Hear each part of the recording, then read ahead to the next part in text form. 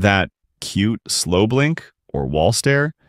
It might be a cry for help your cat's been repeating for weeks. If your cat has ever stared at a wall, jumped on counters obsessively, or done the midnight zoomies, tap the like button right now. I'm about to explain what they're actually saying.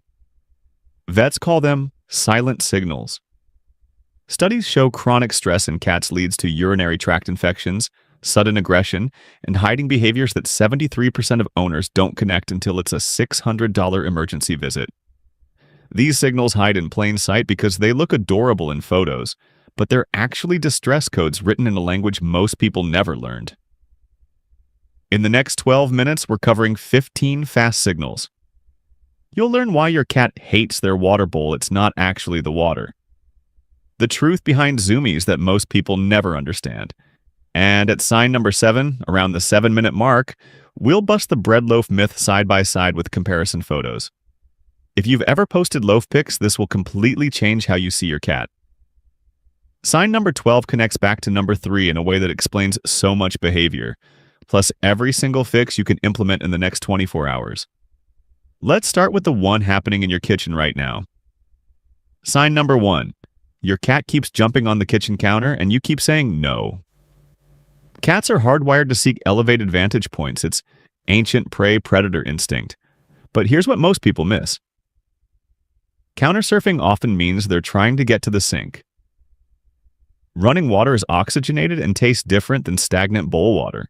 To your cat, that bowl water smells like bacteria bloom after just 4 hours. 3 instant fixes. First, get a fountain with a pump. Second, move their water bowl 6 feet or more from their food. Wild instinct says water near a kill means contaminated water. Third, if they still counter surf, add a cat shelf near the sink at the same height. Comment counter if this is your cat. I want to see how common this is. But if they're ignoring the water entirely, sign number 2 is the hidden reason. Sign number 2. Your cat rarely drinks even from a fresh bowl. 2 culprits: whisker stress and plastic scent absorption. Cat whiskers are hypersensitive when they brush a narrow bowl rim while drinking. It's like nails on a chalkboard to them. Plastic bowls absorb oils and bacteria, creating a scent you can't smell, but your cat absolutely can. Switch to a wide, shallow ceramic or stainless steel bowl. Whiskers should never touch the sides. Replace plastic every 3 months or just toss it entirely. And here's the 60-second hack. Add 1 ice cube to the bowl twice a day. Movement plus cold temperature triggers their hunting instinct. Now, if your cat freezes with one paw up like a statue, sign number 3 is critical. Sign number 3. Your cat stops mid-walk with one paw raised and just holds it there. This is an anxiety halt. In the wild, this pose means I hear or smell danger and I'm deciding fight, flight, or freeze. Indoors, it's triggered by sudden sounds like HVAC kicking on, unfamiliar scents like new detergent, or territorial insecurity. Can they see another cat through the window? Check for windows with outdoor cat visibility. Add frosted film to the bottom 2 feet. Noisy appliances near their safe zones. Or recent household changes. Create a safe corner with vertical hiding like a cat tree plus covered bed where they can retreat without judgment. But when that freeze turns into staring at a blank wall, sign number 4 gets creepy. Up next, the wall stare that looks paranormal but is actually a sensory overload SOS, and I'll show you the hidden culprits with thermal imaging. Sign number 4, your cat stares at a blank wall or corner for minutes at a time. Before you call an exorcist, understand this. Cats hear frequencies from 50 to 60 kilohertz. Humans cap out at 20 kilohertz. They're likely hearing electrical hum from wiring in walls, rodent or insect movement inside drywall, or ultrasonic pest deterrents you installed and forgot about. It's not cute, it's sensory overload that spikes cortisol and causes chronic stress. Detective work. Turn off circuit breakers one by one. If the staring stops, you've found faulty wiring. Check for pest activity, especially in older homes. Remove ultrasonic devices within 20 feet of their main zones. If it's unavoidable noise like apartment wiring, create a sound refuge with a white noise machine in their safe room. Type wall if this has freaked you out before. Now when they're not staring at walls, they might be doing sign number 5, and it's the opposite of relaxed. Sign number 5. Your cat rolls on their back showing belly, but when you touch them, they attack. Belly up does not mean pet me, like it does with dogs. It's either a play invite, wrestle me with your hand like prey, or a defensive posture, I'm showing you my weapons, back off. The giveaway. Dilated pupils plus ears back plus tail thrashing equals defense. Soft eyes plus slow tail equals play. Never go for the belly. If it's play, use a wand toy to redirect. If it's defense, give them 6 feet of space and check. Have you been overhandling them? Is their litter box too close to their food? Are there territorial stressors like a new pet or moved furniture? We're about to hit sign number 6, the midnight chaos that's actually a cry for help. If your cat gets the midnight crazies, this one tweak turns chaos into sleep in one night. But first, sign number 6. Sign number 6. Your cat sprints around the house at 2 a.m. like they're being chased by invisible demons. This isn't randomness, it's a hunting instinct vacuum. Cats are crepuscular, meaning they're dawn and dusk hunters. When they don't get to hunt during those windows, the energy builds into what behaviorists call boil over. Think of it like a shaken soda can pressure has to release.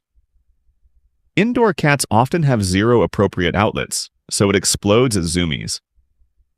The Hunt Feed Sleep Protocol, between 5 and 6 p.m., do a 10-minute wand toy session until they're panting. This mimics a twilight hunt. Immediately after feed their largest meal, this mimics eating the kill. They'll then groom themselves as a natural cue and crash into deep sleep. This simmer approach prevents the boil over. Add a second session at 6 to 7 a.m. if needed. Okay, now we hit the big one. Everyone gets wrong, sign number 7 at the 7-minute mark. We're about to compare the relaxed loaf to the pain crouch side by side. If you've ever posted loaf pics on social media, don't skip this 60 seconds. Sign number 7. Your cat sits in the bread loaf position, paws tucked under, looking absolutely adorable. Here's what most people miss. There's a true loaf, which is relaxed, and a pain crouch, which is distress, and they look nearly identical in photos. The true loaf, eyes are half closed or slow blinking, body is loose with a slight sway when breathing, whiskers are neutral or forward. The pain crouch, eyes are wide open, staring at nothing. Body is tense with no sway, you'll notice shallow breathing. Whiskers are pulled back, head is slightly lowered, and here's the key tell. The abdomen is tucked tight because they're guarding their organs. The pain crouch is often mistaken for cute loafing on social media. It signals arthritis, gastrointestinal pain, or urinary tract infection discomfort. If you see the pain crouch, especially in cats over 7 years old, vet visit within 48 hours, don't wait. Video the behavior in different lighting and at different times to show the vet. Check the litter box for straining, small clumps, blood, or avoidance. Provide a heated pad on low setting near their favorite spot. Heat equals pain relief for many conditions. And remember sign number 3, the paw freeze? If they're doing both the pain crouch and the freeze, the pain is progressing. Vet immediately. Now, if your cat is avoiding the litter box entirely, sign number 8 reveals the torture chamber you didn't know you built. Sign number 8. Your cat perches on the litter box edge or goes right next to it, but not inside. 3 common culprits. The box is too small, the rule is 1.5 times your cat's length. Litter is too deep or the wrong texture, most cats want 2 to 3 inches of unscented clumping litter. Or you're using a covered box, which is a sensory trap. It amplifies smell and limits escape routes, so if they feel cornered, it's like a predator trap. Cats are ambush vulnerable while eliminating, and a covered box feels dangerous. Immediate fixes.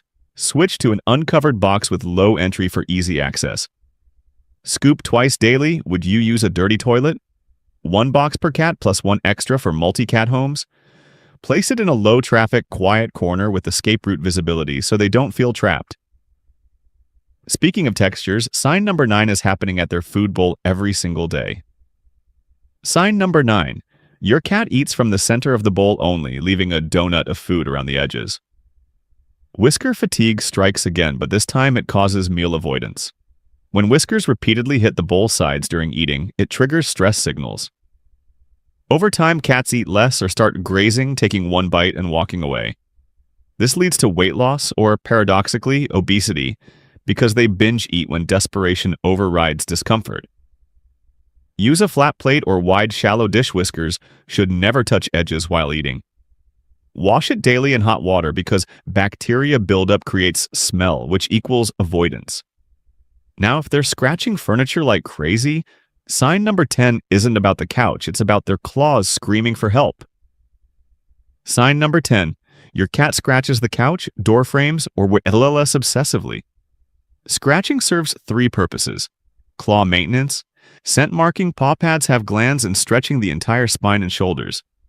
If they're targeting vertical surfaces aggressively, they're not being destructive. They're desperate for a full-body stretch because they lack an appropriate tall scratching post. The post must be taller than your cat's full stretch. That's usually 30 inches or more for average cats. It has to be stable and won't tip when they pull. Use vertical sisal or cardboard because the texture mimics tree bark. Place it near where they currently scratch. When they use it, reward with treats. Cover the couch temporarily with aluminum foil or double-sided tape to deter them. But if they're hiding more than scratching, sign number 11 is the one most owners miss until it's too late. And then the silent killer, almost every indoor setup misses sign number 12. You'll see it the second I show the diagram. But first, the hiding behavior in sign number 11. Sign number 11. Your cat hides under the bed, in closets, or behind furniture for hours at a time. Hiding is the ultimate stress signal. Causes include pain they isolate when hurt because wild instinct says to avoid predators when vulnerable. Illness like nausea, fever, or infection. Territorial insecurity from a new pet. Construction noise or moved litter box. Or overstimulation from too much handling or a loud household. If hiding lasts more than 24 hours or they refuse food, it's a vet emergency. Short term, provide a safe hide that you control like a covered cat bed in a quiet room. This is different from them running away from you, hiding. Long-term detective work. Check for household changes in the last 72 hours. Look for injuries, limping, or tender spots when gently petting. Vet visit if hiding, plus refusing food or water for 24 hours. Reduce noise music, TV by 50% for 3 days and observe the change. Sign number 12. Your cat spends 90% of their time on the floor, no jumping, no climbing. Cats are vertical animals. In the wild, they spend 60% of their time in trees or on elevated perches. Indoors, most homes have 0 vertical pathways. The result, muscle atrophy, especially in the hind legs. Chronic anxiety because ground level equals vulnerable to predators, and territorial stress they can't survey their domain from above. This connects directly to sign number 3, the paw freeze. Cats freeze when they feel trapped at ground level with no escape route. They're scanning for elevation they don't have access to. The vertical highway in 24 hours. Cat tree near a window, minimum 5 feet tall. Wall-mounted shelves creating a path around the room, spaced 12 to 18 inches apart for jumping. Top of fridge clearance, most cats love it. And rotate perches weekly because cats get bored. And here's the full circle moment. Remember sign number 1, the counter jumping? That wasn't just about the sink water. It was also about seeking elevation. When you add the vertical highway, counter surfing can drop by 80% or more because they finally have their vantage point. Sign number 13, tail thrashing while sitting completely still. This is irritation building to a breaking point. The tail is a mood barometer. Thrashing equals I'm annoyed and about to act on it. It often precedes swatting, biting, or bolting. Stop whatever interaction is happening immediately. Give them space. Don't chase or try to calm them that escalates it. Let them come to you when they're ready. Sign number 14. Overgrooming to the point of creating bald spots or thin patches. This is stress self-soothing, like nail biting in humans, or it's caused by allergies, either food or environmental. If the pattern is symmetrical on both sides of the body, it's usually behavioral. If it's random or localized, it's typically medical. Vet visit to rule out allergies or parasites first. If it's behavioral, address the stressors using signs 1 through 12 as your checklist. Fell-away diffusers can help. They release synthetic calming pheromones. Sign number 15, the slow blink. Finally, a good one. This is, I trust you. In cat language, closing your eyes near someone means you're not a threat. It's the highest compliment a cat can give. They're making themselves vulnerable because they feel safe with you. Slow blink back at them. It reinforces the bond. Do it anytime they look at you calmly. It's like saying, I love you in their language. Okay, we've covered all 15 signals, but here's the thing most people miss. So you've learned the 15 signals, but here's what almost no one talks about. Fixing the signals is only step 1. If your home environment doesn't support their natural instincts, the stress just finds new ways to show up. It's like treating symptoms without addressing the root cause.